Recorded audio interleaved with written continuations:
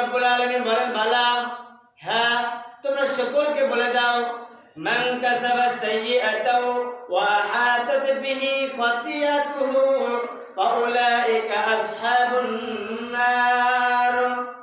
যে ব্যক্তি পাপ উপার্জন করেছে, যে ব্যক্তি অন্যায় উপার্জন করেছে, সে ব্যক্তি অবশ্যই অবশ্যই এই দুনিয়া থেকে শাস্তি প্রাপ্ত হয়ে যাবে। কার কথা? আল্লাহ বলেন যারা পাপ করতেছে, অন্যায় করতেছে, অপরাধ করতেছে, জুলুম করতেছে, মানুষকে নির্যাতিত করতেছে, তারা শুনে রাখো মান কাসাবা সাইয়্যাতা ওয়া আহাতাত বিহি খাতিয়াতুহু ফাউলাইকা আসহাবুন নার। তাদের জন্য অপেক্ষা করতেছে কঠিন থেকে কঠিনতম শাস্তি। আর শাস্তি আমরা মনে করি দুনিয়ায় যে শাস্তি, সেই শাস্তির মতো না। আল্লাহ বলেন দুনিয়ায় যে সাধারণত তুমি যে আগুন দেখো, এই আগুনকে 700 গুণ বৃদ্ধি করার পরে এই আগুনকে এমন রঙে পরিণত হবে, এই আগুনের মধ্যে তোমাকে নিক্ষেপ করা হবে।